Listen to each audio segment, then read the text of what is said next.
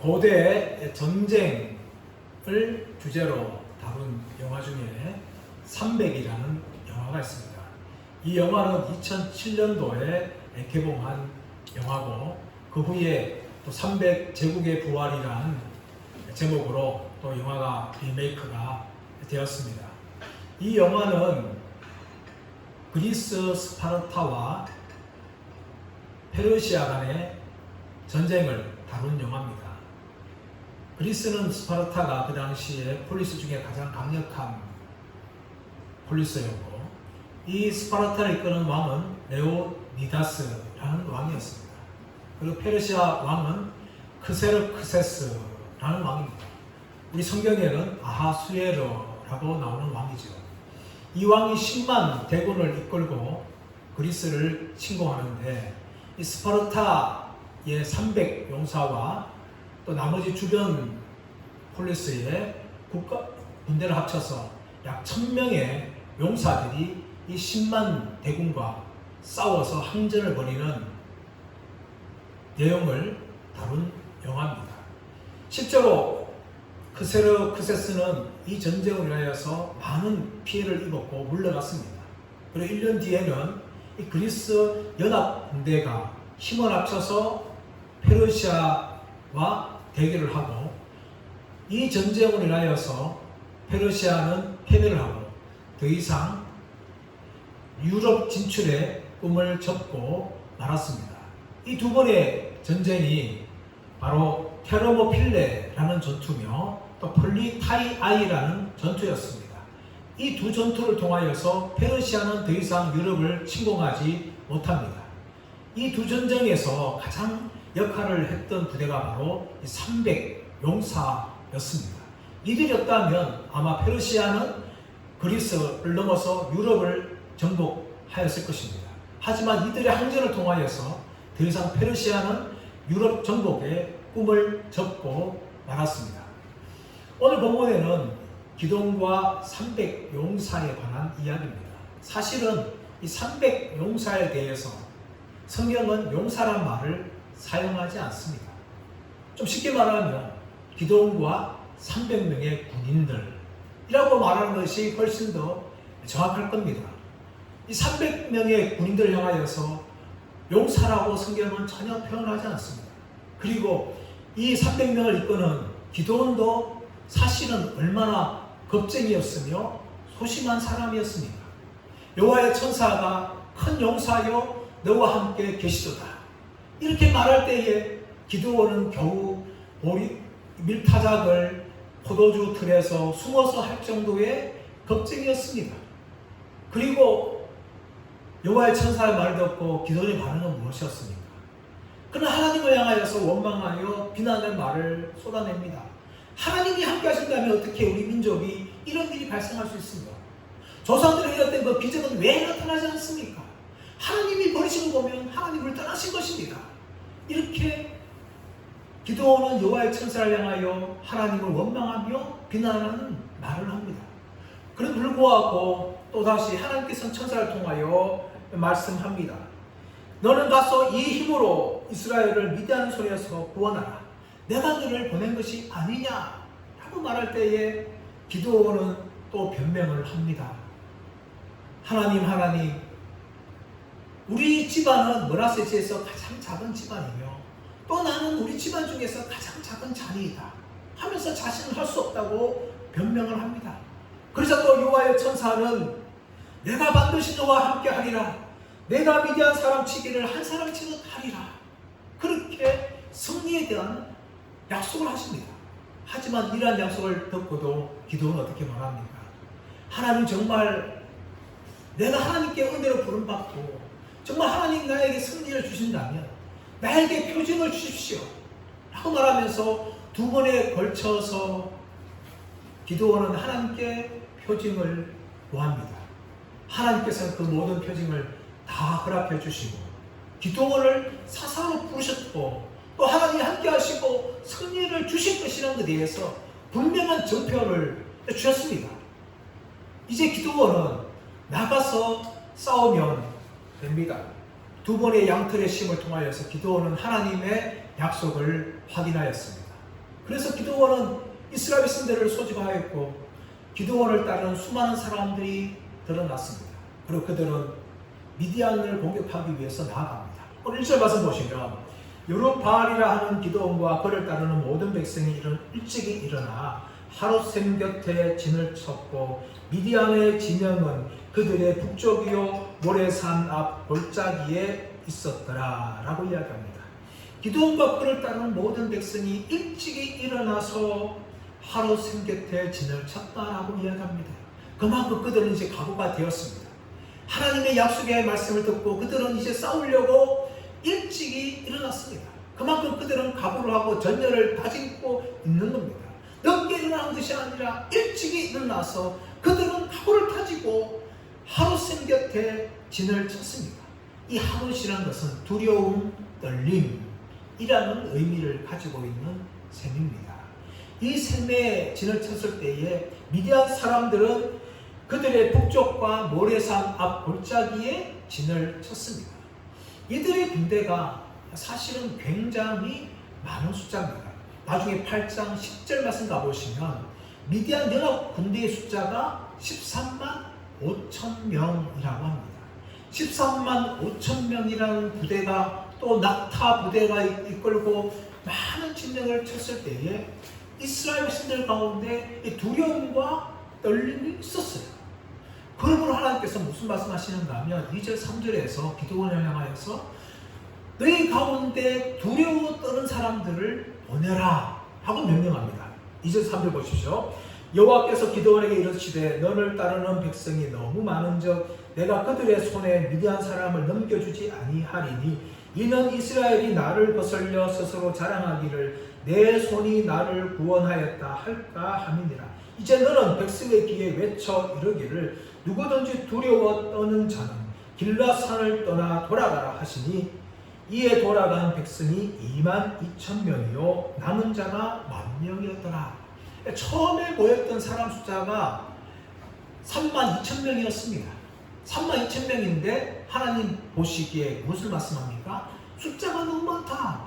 이 숫자로 싸워서 혹시 이기면 나로 말미암아 승리한 것이 아니고 자기들 때문에 승리하였다라고 말할 것이기 때문에 하나님께서는 이스라엘 백성들 가운데 두려워 떠는 사람들을 보내라 그렇게 기드온에게 명령합니다.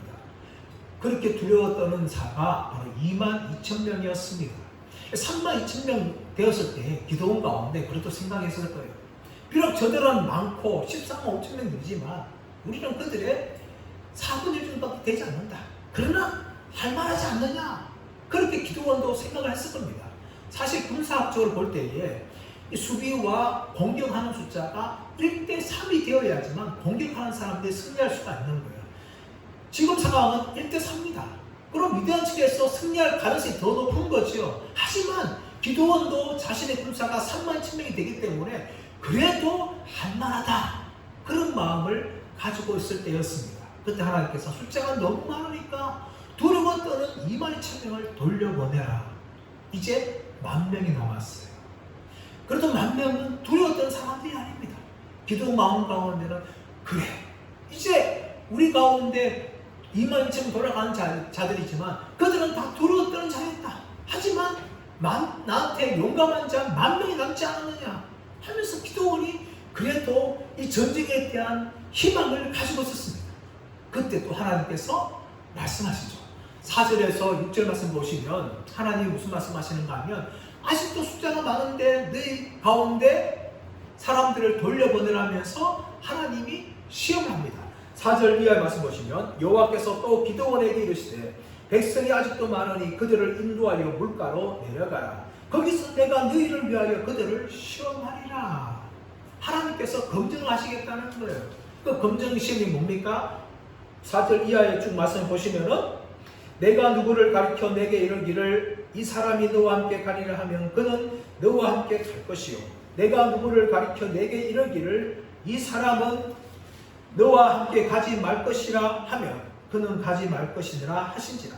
이에 백성을 인도하여 물가에 내려가매 여호와께서 기드온에게 이르시되 누구든지 개가 핥는 것 같이 혀로 물을 핥는 자들을 너는 따로 세우고 또 누구든지 무릎을 꿇고 마시는 자들도 그와 같이 하라 하시더니 손으로 움켜 입에 대고 핥는 자는 수는 300명이요 그 외의 백성은 다 무릎을 꿇고 마신지라. 7절 3반절 여호와께서 기드온에게 이르시되 내가 이 물을 핥아 먹은 300명으로 너희를 구원하며 미디안을 내 손에 넘겨주리니 남은 백성은 각각 자기의 처소로 돌아갈 것이니라 하시니라.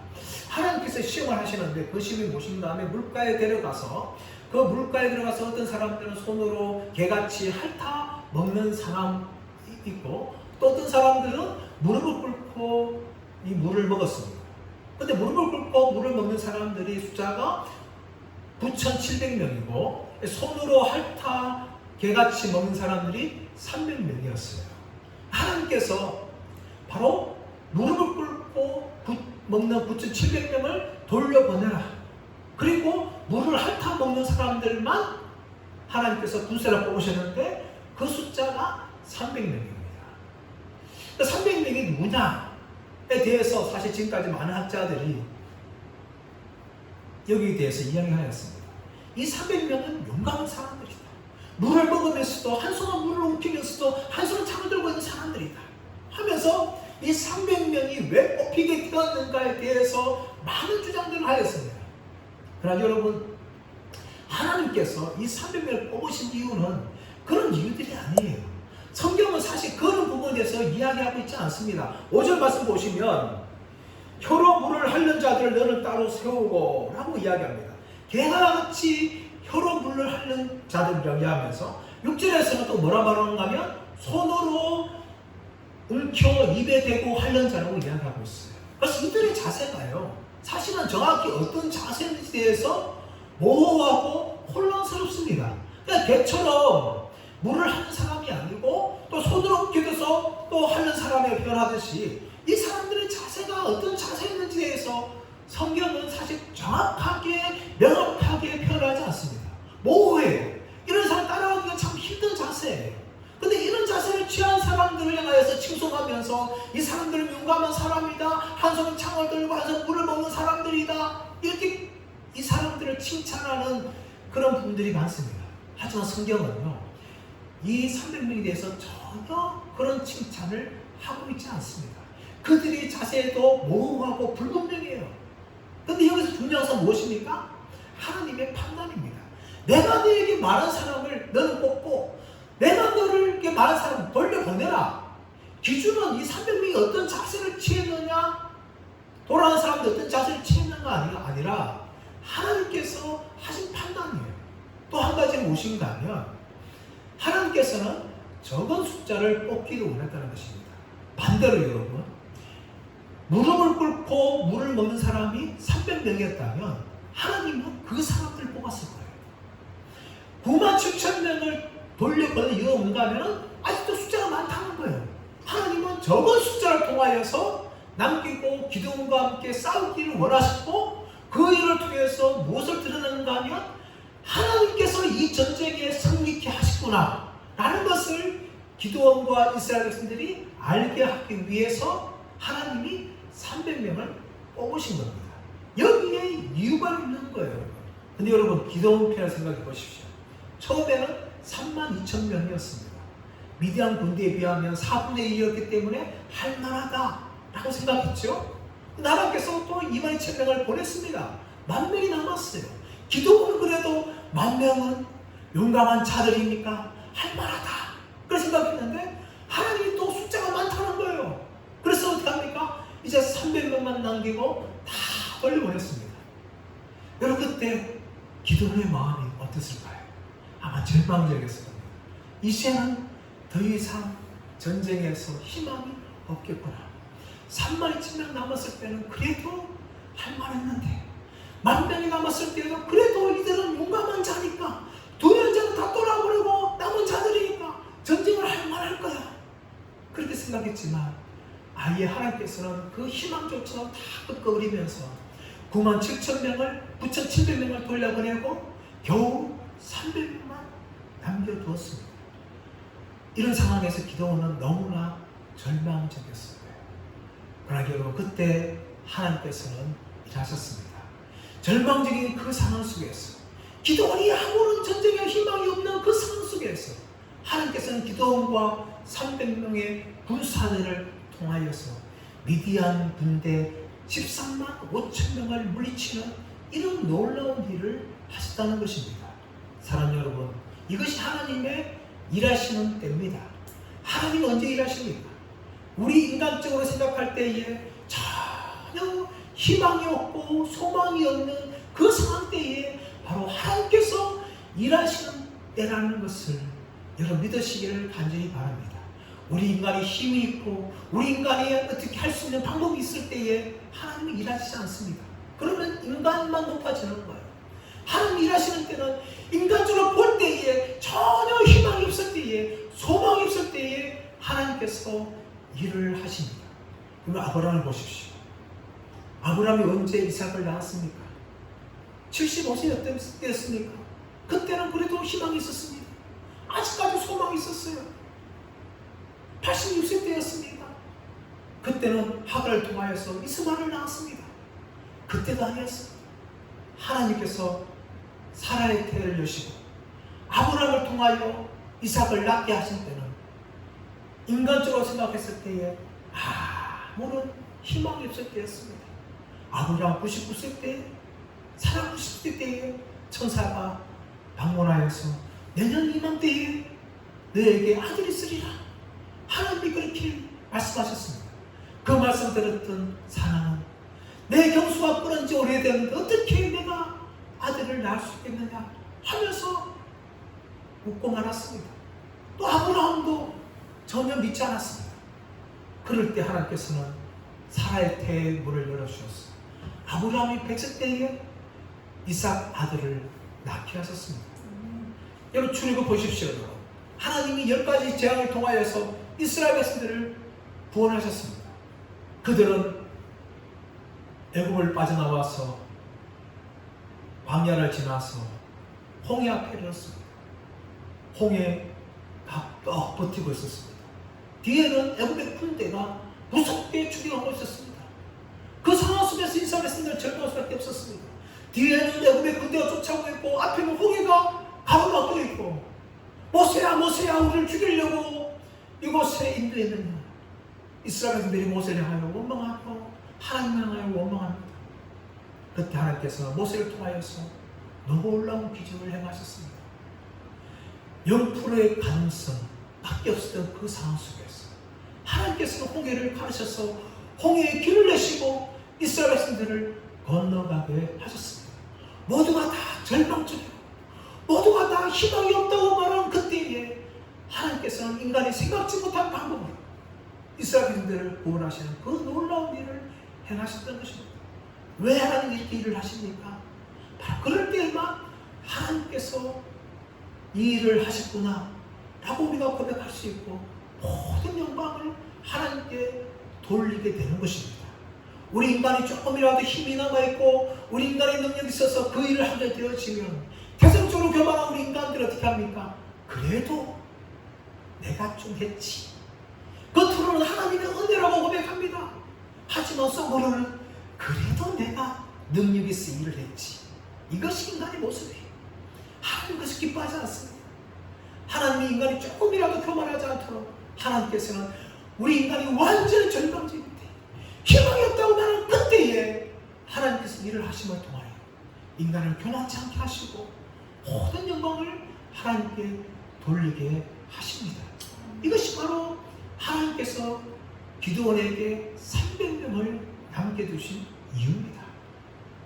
이제 기드온에게는 300명만 남았습니다. 이 300명은 누굽니까? 용사였습니까? 아닙니다, 여러분.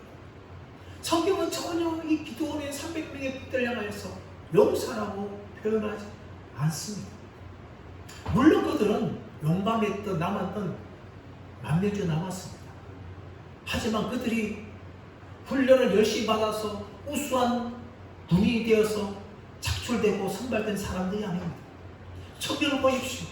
기드온이 10,000명을 훈련시켜서 그 중에 300명의 정예의 용사를 뽑았다. 그렇게 말하고 있습니까? 아닙니다, 여러분.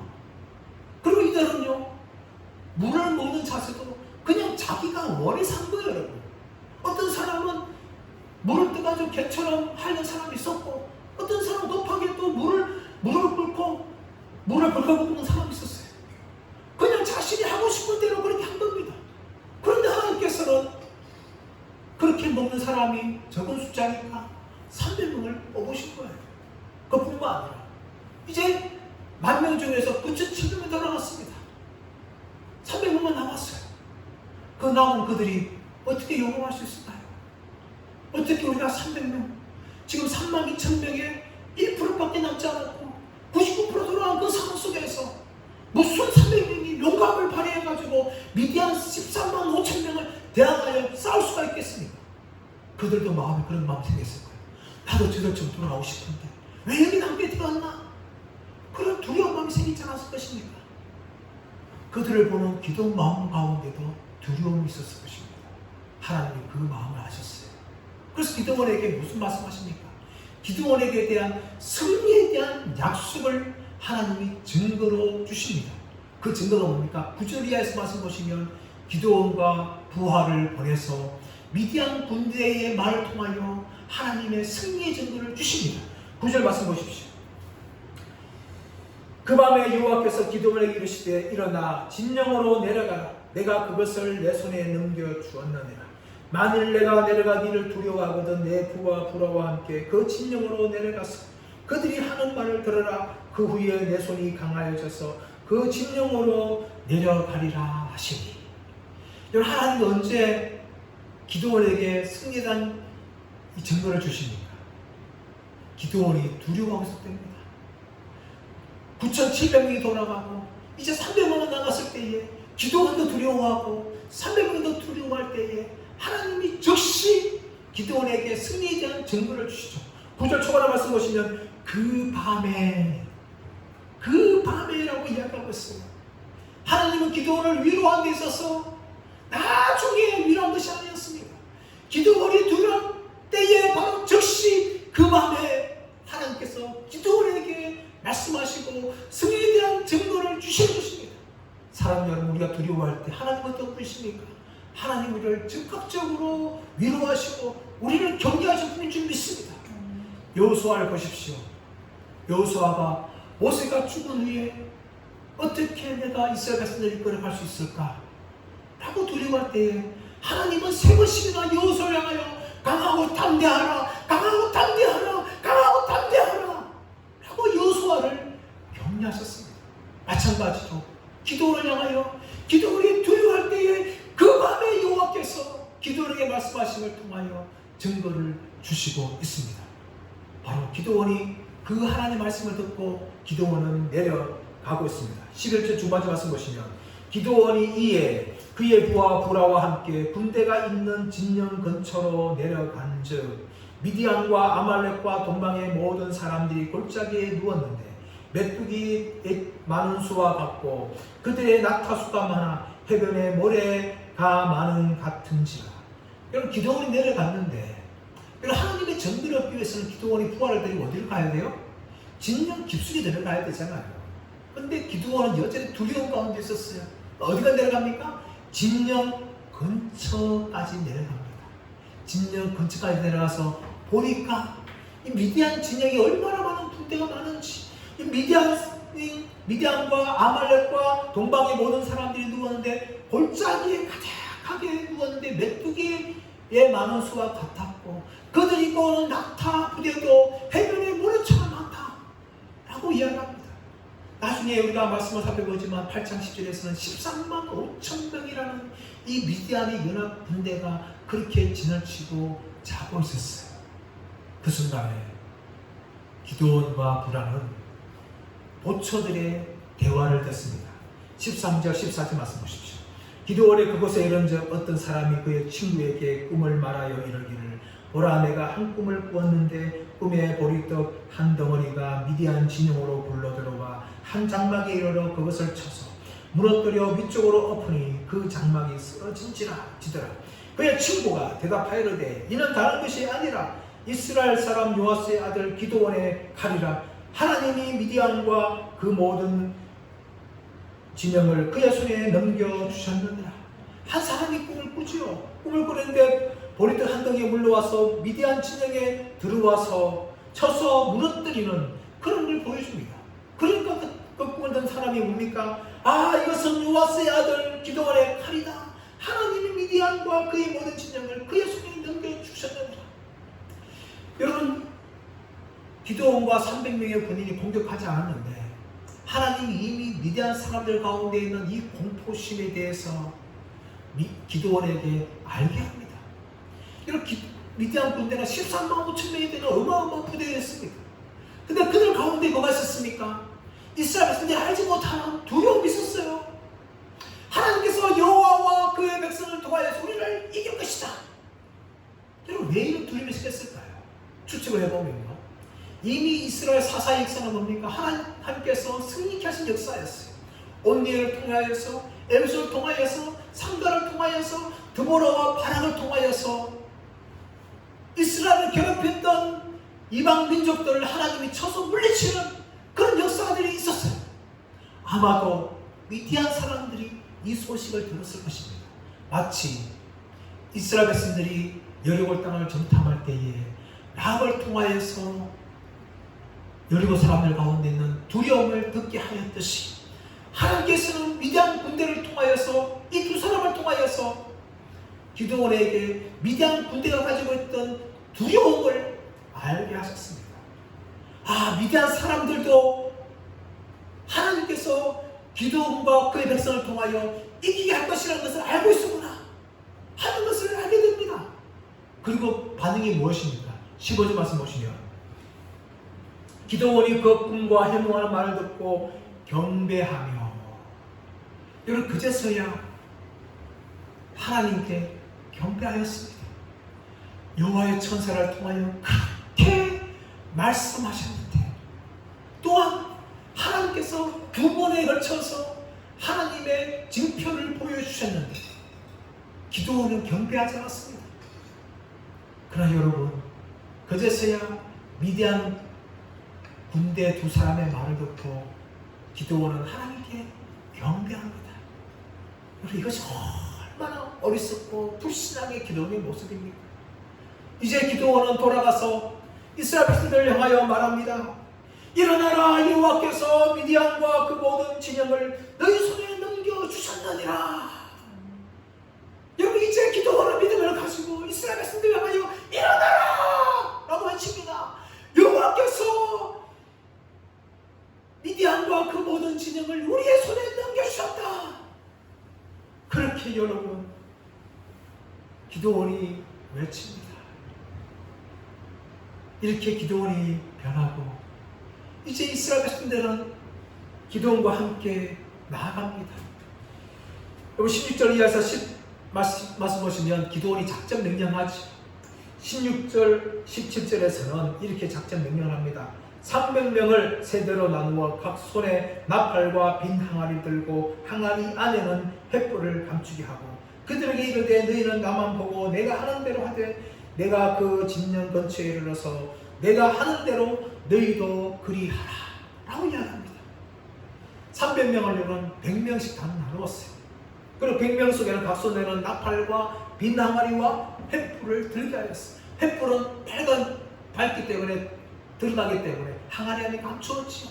그렇게 세대로 나누어서 하는데 그들에게 너희는 내가 하는 대로 그들을 따라라 명령합니다. 18절 말씀 보시면 나와 나를 따르는 자가 다 나팔을 불거든 너희도 모든 진영 주위에서 나팔을 불며 이르기를 여호와를 위하라 기드온을 위하라 하니라.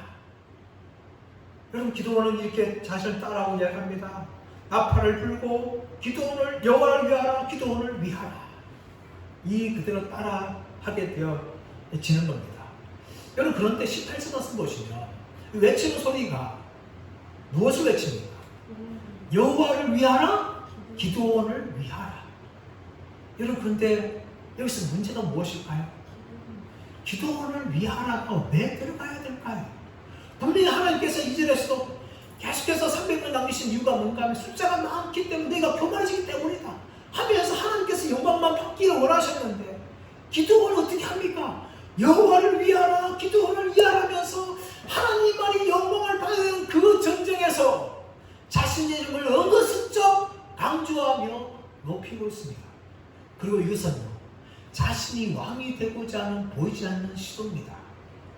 가나안 에글론 비문에 보면요, 그들이 전쟁할 때 이렇게 외쳤다고 이야기합니다. 바알을 위하라, 피디를 위하라. 바알은 그들이 섬기던 신입니다. 피디는 누군가 하면 그 가나안 땅의 왕이었어요. 그래서 바알을 위하라, 왕을 위하라, 그렇게 외치면서 이 가나안 족속들이 전쟁을 했다는 겁니다. 마찬가지로 지금 기도는 무엇을 하고 있는 거예요? 하나님만이 영광 받아야 될 자리인데 은근슬쩍 자신이 이스라엘 백성들의 왕이라는 것을 이스라엘 백성들에게 강조하며 외치게 합니다. 여러분, 이것이 기도원의 잘못이었어요. 이 잘못이 나중에 이스라엘이 더욱더 우상 숭배에 빠지게 되는 그런 잘못으로 확산되게 됩니다. 이제 이스라엘 백성들은 기도원의 명령을 따라서 이제 내려갑니다. 19절 말씀 보시면 기도원과 그와 함께한 100명이 이경초에 진영 근처에 이른즉 바로 파수꾼들을 교대한 때라. 그들이 나팔을 불며 손에 가졌던 항아리를 부숩니다. 기도원과 이 군사들이 도착한 때가 언제입니까? 이경초였습니다. 이경초는 이게 나라마다 조금 다를 수 있는데 대개는 10시부터 새벽 2시예요. 잠을 가장 깊게 잘 때였습니다. 이때에 진영 근처에 있는데 마치 보초들이 교대할 때입니다. 보초들이 교대할 때가 가장 어순순할 때예요. 앞에 있던 보초는 피곤해서 이제 빨리 돌아가고 싶고, 새로 오는 보초는 이 업무를 인수받고 준비가 되지 않는 상황입니다. 이때에 하나님께서 이스라엘 백성들의 발걸음을 인도하셨다는 거예요. 이 하나님의 섭리입니다. 하나님이 이렇게 주도 면밀하게 이스라엘 백성들이 승리할 수 있는 것들을 역사하시고, 이렇게 이경초의 보초가 교태할 때에 도달하여 공격하게 하십니다. 이들이 공격할 때 나팔을 불면서 손에 가졌던 항아리를 부수면서 20절 말씀 보시면 외쳐 이르되 여호와와 기도원의 칼이다. 그렇게 그들이 외칩니다. 여호와를 위하라, 기도원을 위하라. 이한데 여호와 기도원의 칼이다. 여호와와 기도원의 칼이다 하면서 이 의라는 단어가 소유 관계적으로 표현되죠. 여호와와 기도원의 칼이다. 근데 이 의라는 히브리 단어 레라는 전치사는요, 이 소유 관계를 의미하기도 하지만 목적을 이야기합니다. 다시 말하면 여호와를 위하라, 기도원을 위하는 칼이다, 이런 의미가 되는 거죠. 그들이 싸울 때에 오직 하나님만을 위하여 싸워야 되는데 이스라엘 백성들은 하나님뿐만 아니라 기도원을 위하는 칼이다 라고 그들은 선언합니다. 여러분, 이 일로 인하여서 나중에 기도원과 이스라엘 백성들이 전쟁하고 났을 때에 이스라엘 백성들이 찾아옵니다. 기도원을 찾아오면서 기도원 당신과 당신의 아들과 당신의 손자들이 우리를 다스리게 되기 원합니다. 그렇게 요청합니다. 이것이 무엇인가 하면 기도원에게 자신의 왕이 되려고 요청하는 거죠. 기도원은 그토록 거절합니다. 하지만 대신에 뭔가 하면은 금으로 만드는 에봇을 이스라엘 백성들에게 줍니다. 근데 그 일로 인하여서 이스라엘 백성들이 금으로 만든 에봇을 음란하게 섬기는 우상 숭배의 죄에 빠지게 되는 겁니다. 그 시작이 바로 기도원의 교만이었어요. 여호와만 위하라라고 싸워야 되는데 여호와를 위하라, 기도원을 위하라, 그렇게 외치기를 통하여 이스라엘 백성들이 전쟁에 승리하고도 오히려 영적으로 교만케 되어지고 영적으로 패망하는 그런 죄악의 길로 가고 말았습니다. 이렇게 외칠 때에 이제 미디안 군대의 반응이 어떻게 됩니까? 21절 말씀 보시면 각기 제자리에 서서 그 진영을 에워싸매 그 온 진영의 군사들이 뛰고 부르짖으며 도망하였는데, 여호와를 위하라, 기도원을 위하라 하면서 막 나팔을 불고 항아리를 깨니까 아니 밤중에 홍두 깨냐 하면서 자고 있던 미디안 군대들이 놀랐을 거예요. 그래서 왕창 그들이 막 뛰어다녔습니다. 뛰어다니며 어떻게 합니까? 부르짖습니다. 아, 이제 죽는구나 하면서 그들이 막 고함을 지르는 거죠. 그리고 어떻게 합니까? 도망갑니다. 이 도망은 어디 숨을 곳이 없는가 하면서 도망치는 이 미디안 군대의 혼비백산한 모습을 보여주고 있는 모습입니다. 근데 그걸로 끝나는 것이 아니라 22절 말씀 보시면 300명이 나팔 불 때에 여호와께서 그 온 진영에서 친구끼리 칼로 치게 하심으로 적군이 도망하여 라고 이야기합니다. 나팔 불 때 그들이 뛰었고 부러지셨고 도망 다니는데 그걸 끝난 것이 아니라 친구들끼리, 다시 말하면 자기들끼리 칼로 치며 죽였다는 겁니다. 왜 이것이 가능할까요? 미디안 군대 13만 5천 명은요 단지 미디안 족속만으로 된 것이 아니라 아말렉 족속 동방 사람들의 연합 군대였어요. 그러다 보니까 이 군대끼리 말이 안 통하고 다른 민족을 생각하고 서로 이 칼로 죽이는 그런 일이 발생했다는 겁니다. 누가 일을 하신 거예요? 바로 여호와께서 친구들끼리 칼로 싸워 죽이겠다라고 말씀합니다. 이렇게 행하신 분은 하나님이시라는 거예요. 그러면 결국은 이 전쟁의 승리는 기드온과 300군인이 아니라 이스라엘 군대가 아니라 하나님께서 이 전쟁에 승리케 한 주인공이라는 것을 성경은 강조합니다. 그를 말미암아 승리하게 되었고 미디안 군대는 스레라의 베시다에 이르고 또 다밧에 가까운 아벨 모홀라의 경계에 이르렀다라고 이야기합니다. 그렇게 도망갑니다. 그러나 후에 기드온은 흩어졌던 납달리와 아셀과 므낫세 지파로부터 사람을 불러내어서 미디안 도망가는 사람들을 다 죽이가는 그런 일을 하게 되어집니다. 여러분 300대 13만 5천 명의 싸움에서 큰 승리를 거두었습니다. 정말 얼마나 위대한 전과를 이룬 것입니다. 근데 이 위대한 전과는 이스라엘 백성들이 용감했기 때문에, 이스라엘들이 잘 싸웠기 때문에 일어난 일이 결코 아닙니다. 처음에 하나님께서는 3만 2천 명 중에 겁이 많고 두려워했던 2만 2천 명을 돌려보냈습니다. 10,000명이 남았습니다. 근데 그 10,000명 중에서도 무릎을 꿇고 물을 마시는 자 9,700명을 돌려보냈어요. 이제 300명이 남았습니다. 그들은 용감했기 때문에, 훈련을 잘했기 때문에 선발된 자들이 아니라 그냥 어쩌다가 손으로 물을 켜고 개같이 물을 먹었는데 그 일 때문에 뽑힌 사람들이었어요. 자신이 뽑히기 원하는 사람들이 아니었습니다. 그런데 하나님께서는 그들이 적은 숫자이기 때문에 300명이기 때문에 그들을 뽑았고 그들을 통해서 일을 하였습니다. 그들이 가져갔던 무기도 어떻습니까? 그들이 가져갔던 무기는 칼과 창이 아니었습니다. 방패가 아니었습니다. 그들은 들었던 것은 횃불이었고 그리고 항항이었습니다. 돌이었습니다. 근데 그것을 깨고 소리치고 뿌리였어요. 전쟁에서 싸우려면 칼과 창을 가지고 나가야 되지 않겠습니까? 근데 얼토당토 되지 않는 무기도 아닌 그런 항아리 들고 횃불을 들고 돌을 들고 그렇게 나가서 그들이 싸웠다는 것이죠. 그런데 하나님께서는 이 일을 통해서 일하셨습니다. 하나님이 300명의 군사들을 통하여서 일하심을 통하여 그들을 우왕좌왕하겠고 그들을 서로 스스로 싸우게 하고 서로 죽이게 하고 전쟁에서 패배하고 하고 도망가서 이스라엘군대 그들을 죽여가는 이 놀라운 일을 행하셨습니다.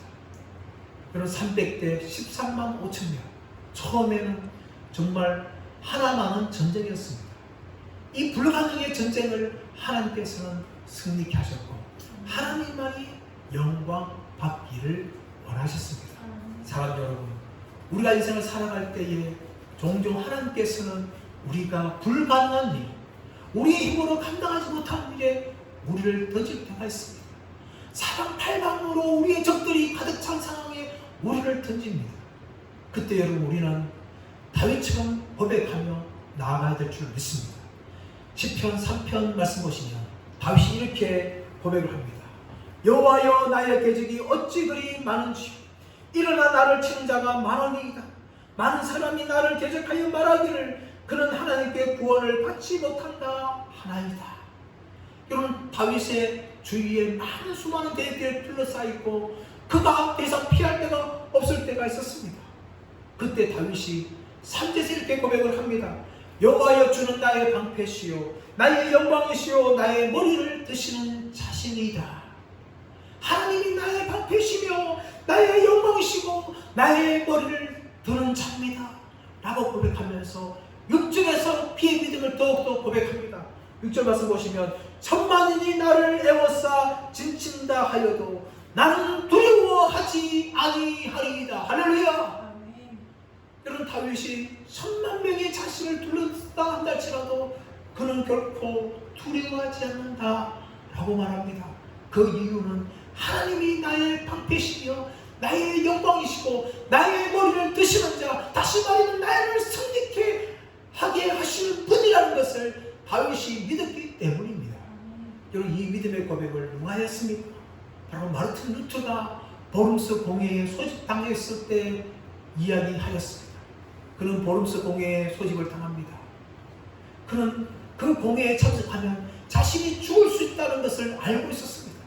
하지만 마르틴 루터는 그 공회에 참석하며 나아갑니다. 그러면서 그는 이런 고백을 합니다. 마귀가 기왓장처럼 많다 할지라도 나는 결코 두려워하지 않았습니다. 주여, 내가 여기 서 있나이다 라고 그런 믿음을 고백하면서 보름스 공회에 나가서 자신을 핍박하는 가톨릭 교도들을 향하여서 자신의 믿음을 고백하였고, 자신은 결코 99개조를 철회하지 않겠다고 그들에게 선언을 하였습니다. 사람 여러분, 인생을 살다 보면 우리 인생에는 정말 우리를 위협하는 천만 같은 우리를 둘러싸는 사람들이 있습니다.